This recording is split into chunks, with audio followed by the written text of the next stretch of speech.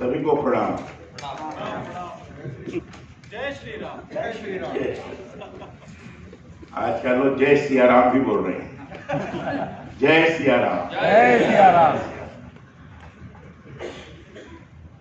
Shri Hariom films Lokhandwala Mumbai द्वारा आयोजित दीपावली स्नेह मिलन एवं सीरियल फर्स्ट लुक पोस्टर लोकार्पण the great mock Swami Vivekananda के इस गरिमामयी कार्यक्रम में मैं आप सब लोगों का स्वागत करता हूं, अभिनंदन करता हूं। यहाँ उपस्थित मंच पर हमारे मित्र श्री अमरजीत मिश्र जी और हमारे दूसरे मित्र जो जयपुर के ही हैं और आप लोगों के बीच में बहुत अधिक प्रसिद्ध भी हैं। काफी इन्होंने फिल्मों का वितरण किया है, उस जगत में भी इनका विशेष नाम है। ऐसे श्रीमान कमल मुकुट जी, ये हमारे जयपुर के रहने वाले हैं। हमारे श्री नरेंद्र जी और हमारे स्वामी जी, जिन्होंने गणेश वंदना की। ये हमारे यहाँ राजभवन में अपने सुर से लोगों को बहुत ही मोहित किया था। अभिजीत जी, इन्होंने आज गणेश वंदना करके फिर से उसी प्रकार की स्थिति का निर्माण हम लोगों के हृदय में किया है। ऐसे श्री अभिजीत जी, हमारे जो कवि जी हैं जो हमारे बारे में कुछ बोले हैं, दुबे हैं, कौन है? महेश जी हमारे यहाँ अग्र पंक्ति में बैठे हुए सभी सम्मानित महानुभाव, बाकी के सभी हमारे सम्मानित महानुभाव और विवेकानंद सीरियल में जिन्होंने काम किया या कर रहे हैं, जिनका मैंने स्वागत भी किया है। ऐसे सम्मानित सभी अभिनेता और अभिनेत्रीगण, हमारे पूर्व विधायक और कॉर्पोरेटर जिन्होंने अभी आकर सम्मान किया है, ऐसे सभी बंधुगण, हमारे जिलाध्यक्ष जी बैठे हुए हैं, अरुण जी ना, और यहाँ उपस्थित सभी गणमान्य जन, बहनों, हमारे पत्रकार मित्रों अगर कोई है तो, और छायाकार बंधु। मैं अपने व्यक्तिगत कार्य की दृष्टि से मुंबई आया हुआ था। कृष्णा जी को जानकारी हुई तो इन्होंने इस कार्यक्रम का आयोजन किया। इसके लिए मैं कृष्णा जी का बहुत ही आभारी हूँ। आप सबों के बीच में दीपावली स्नेह मिलन के नाम पर मिलने का अवसर प्रदान किया और साथ ही साथ विवेकानंद सीरियल के पोस्टर के लोकार्पण की दृष्टि से भी यहाँ आयोजन किया। मुझे बड़ी प्रसन्नता हुई जब पता लगा कि विवेकानंद जी पर एक सीरियल बना रहे हैं। जब पहले विवेकानंद जी पर सीरियल शुरू किया जा रहा था तो सबसे पहले इन्होंने गीत का लॉन्च किया था, गाने का। उसमें भी इन्होंने मुझे बुलाया था और ऐसा सुयोग बैठा है कि अब सीरियल के पोस्टर का भी लॉन्च जब किया है तो मुझे उसमें बुलाया है। ये मैं अपना सौभाग्य ही मानता हूं। विवेकानंद जी को कौन ऐसा है जो नहीं जानता। विवेकानंद जी का बचपन कैसा बीता, किस ढंग से बीता, ये बताने की आवश्यकता नहीं है। शुरू से ही खोजी वृत्ति के रहे, हर चीज को तर्क की कसौटी पर कसते रहे, और उस कसौटी पर नहीं कोई आता था और मानने के लिए तैयार नहीं होते थे। अद्भुत प्रकार की प्रतिभा की धनी थी। प्रारंभ से ही उनके मन के अंदर यह भाव जगा था कि भगवान है, कहां है, कौन कहता है कि ईश्वर है? किसी ने अगर देखा है तो मुझे पता है। साधु, सन्यासी, संत, महात्मा, विद्वज्जन जिससे भी संपर्क करते थे तो पूछते थे, आपने ईश्वर को देखा है? संतोषप्रद जवाब कहीं नहीं देता था। बड़े हुए इसी प्रकार की खोज में लगे रहे।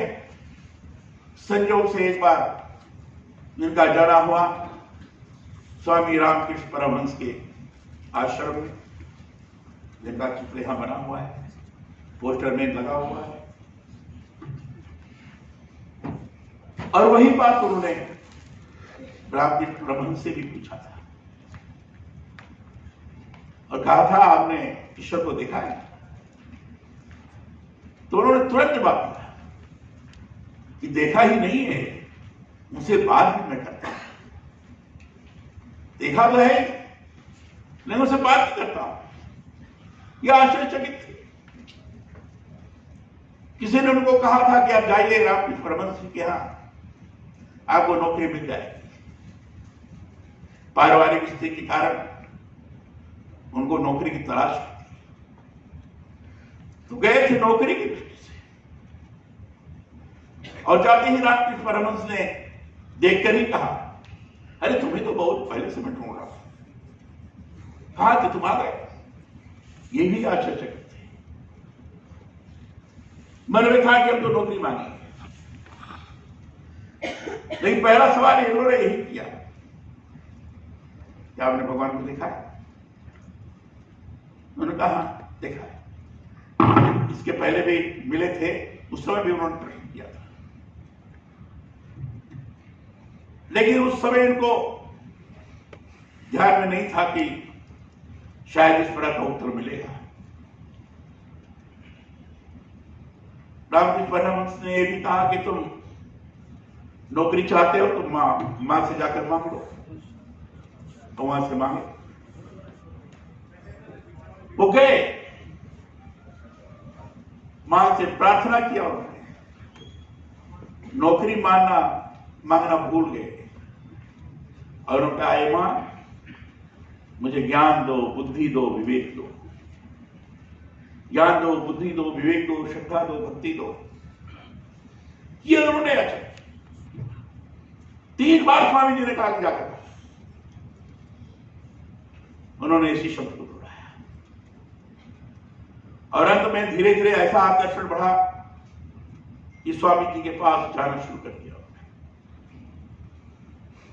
और उस आकर्षण से स्वामी जी के सानिध्य के कारण उनके अंदर स्वतः यह अनुभूत हुआ, हाँ भगवान है। भगवान की अनुभूति होती है। उस दिशा में जो चिंतन करता है वो प्राप्त होता है, और इसलिए वो स्वामी जी के भक्त हो गए। उनके बारे में वर्णन करना हो बहुत लंबा समय लग जाएगा, मैं बीच में काट के बोल रहा हूं। जब स्वामी जी नहीं रहे तो स्वामी विवेकानंद ने पूरे देश का भ्रमण किया। स्वामी जी के शिष्यों को कैसे रखना, क्या करना, ये भी उनके सामने समस्या थी। उनकी प्रबंध व्यवस्था करते हुए पूरे देश का भ्रमण किया, और देश के भ्रमण करने के बाद उन्होंने दिल्ली जब आए उस समय उनका नाम कोई दूसरा था, मुझे इस समय स्मरण नहीं हो रहा है, याद नहीं आ रहा है। कोई कह रहा है कि नहीं नरेंद्र तो था ही, वो स्वामी जी के बनने के बाद दिग्विशाल ये नाम, दिल्ली जब गए थे ना, दिल्ली से वो राजस्थान की तरफ प्रवेश किया, राजस्थान में अलवर गए, अलवर से होकर और आगे बढ़े, फिर खेतड़ी गए, खेतड़ी के महाराज भी थे, उनके यहां रहे और उनके यहां ही उन्होंने काफी दिन रखा। उसी समय शिकागो में सर्व धर्म सम्मेलन की बात चल रही थी, लोगों ने कहा स्वामी जी को जाना चाहिए। अब स्वामी जी की बात घर चल कैसे जाए, तो आप आश्चर्य करेंगे, खेतड़ी के महाराज ने कहा कि आपका नाम आप दिग्विशानंद नहीं रहेगा, आपका नाम यहां से विवेकानंद होता है। खेतड़ी के महाराज ने उनका नाम विवेकानंद रखा, और वहां जो पोशाक आप पहने हुए देखते हैं विवेकानंद की, वो पोशाक उन्होंने दिया और साफा दिया। खेतड़ी के महाराज ने उनको साफा पहना, पोशाक पहना और कहा आप जाइए।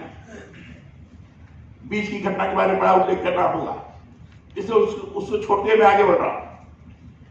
वो गए, उनका प्रबंध हो गया, किराए का प्रबंध हो गया, गए शिकागो पहुंचे, लोगों को लगा ये कैसा महात्मा है। जब कहते थे मैं धर्म सम्मेलन में भाग लेने आया हूं, तो कई लोग हंसी उड़ाते थे।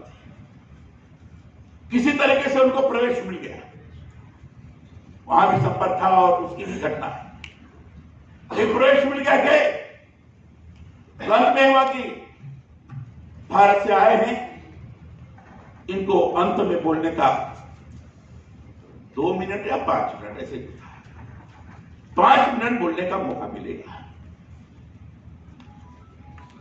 ये 1893 की बात है, 5 मिनट बोलने का या 2 मिनट ऐसा था। अब आश्चर्य करेंगे, 2 मिनट जो उन्होंने भाषण किया, उस भाषण ने लोगों को इतना आकर्षित किया, इतना लोग सम्मोहित हुए कि उन्होंने कहा और बोलो। और बोल करके जब भाषण उन्होंने समाप्त किया, पहले तो इसलिए उनको बोलने का मौका दिया गया कि भारत के आए हैं भाई, इनको भी थोड़ा सा मौका दे दो अंत में, जरा से अनुभूत होकर किया लोगों। लेकिन बाद में जब सम्मेलन में चर्चा चली, तो सभी लोगों के बोलने के बाद स्वामी विवेकानंद को इसलिए बुलाया जाता था कि इनको सुनने के लिए भीड़ बनी रहेगी, इसलिए इनको अंत में बोलने दिया जाए।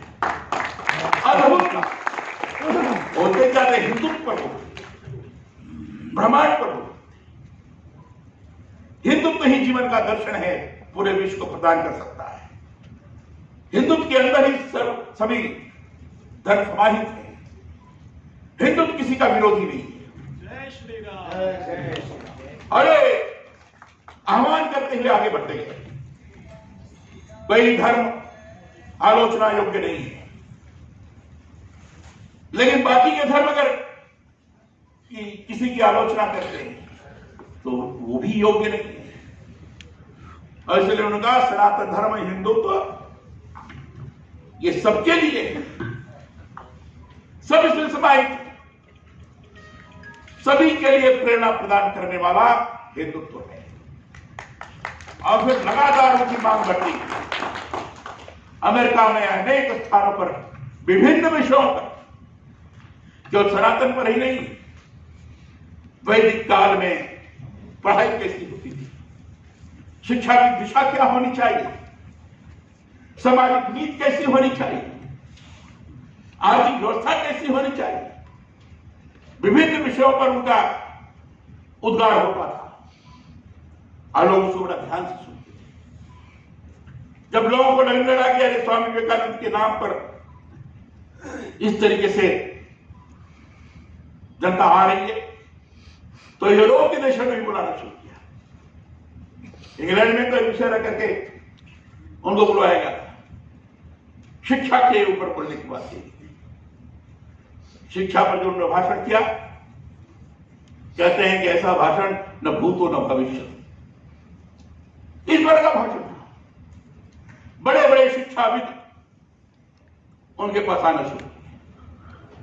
तो सभी ज्ञान के सभी क्षेत्रों में अद्भुत प्रकार की पकड़, इस प्रकार की प्रतिभा स्वामी विवेकानंद के अंदर, और सबका आधारभूत दर्शन हिंदुत्व का, आधारभूत दर्शन हिंदुत्व का, इसके अंतर्गत सारी चीजें समाहित है। यह उन्होंने पूरे विश्व के अंदर स्थापित करके दिखाया। कहते थे नौजवान को अपनी शरीर ठीक रखो, स्वास्थ्य ठीक रखो, और स्वास्थ्य ठीक रखने तो कभी कभी लोग कहते थे एक बार गीता मत पढ़ो, फुटबॉल खेलने जाओ, फुटबॉल खेलो, स्वास्थ्य को ठीक रखो। स्वस्थ तन रहेगा तो स्वस्थ मस्तिष्क का विकास होगा। जब लगातार युवकों को कहा करते थे युवा पश्चिमी देशों के संस्कृति में न रम जाए, इसलिए भारतीय संस्कृति को प्राथमिकता देते हुए जहां हम हैं स्थानीय आधार पर भी उनकी सभ्यताओं को उसके साथ जोड़ते हुए हम चले, ताकि हर दृष्टि से समाज के लोगों को लगे कि हमारे साथ है, हमारे साथ जुड़ा हुआ है।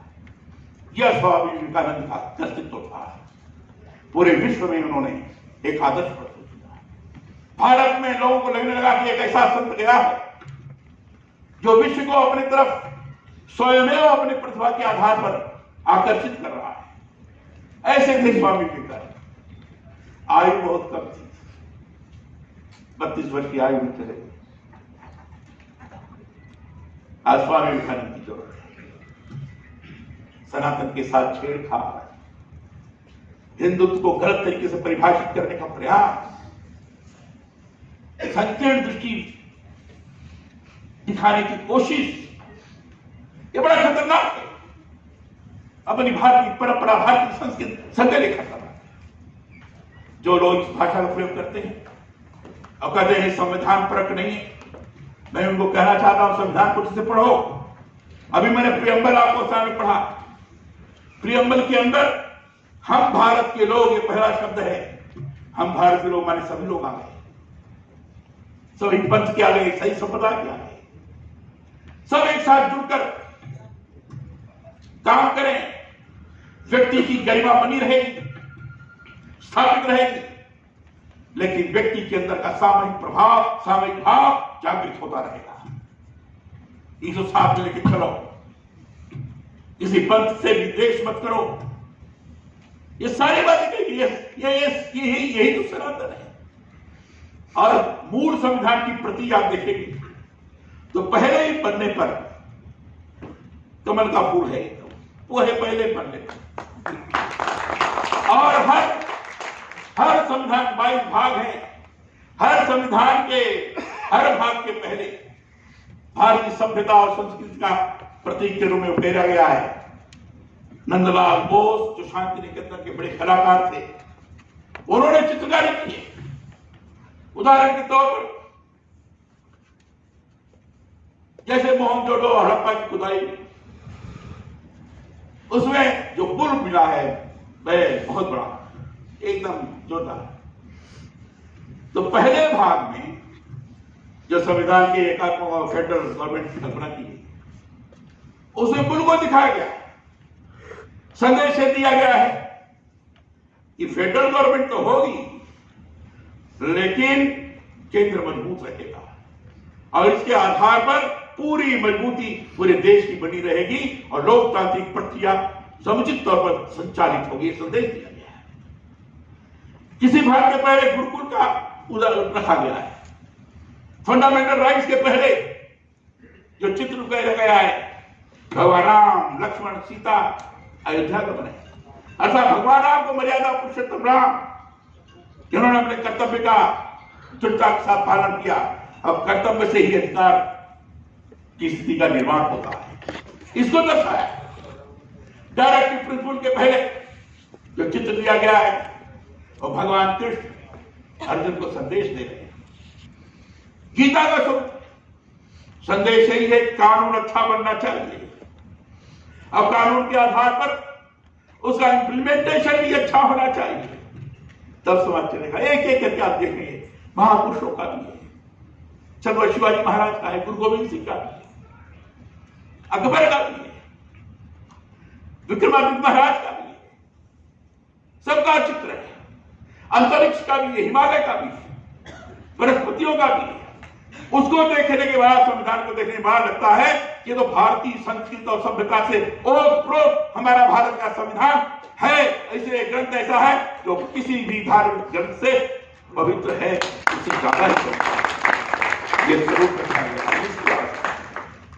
स्वामी विवेकानंद को अगर हम आचरित करते हैं तो संविधान के अनुसार जो संविधान उस व्यापकता को प्रकट करने में सक्षम है उसको हमें ग्रहण करना चाहिए। ये सीरियल जो बना रहे हैं, सीरियल के माध्यम से निश्चित रूप से विवेकानंद का एक संदेश आम जन को प्राप्त होगा, ऐसा मेरा विश्वास है, और उसके अनुसार अपना आचरण करेंगे। इसी बात को कहकर मैं ये सीरियल सफल हो, आगे बढ़े, ये शुभकामना व्यक्त करते हुए अपनी वाणी में सब समाप्त करता हूं। बहुत बहुत धन्यवाद।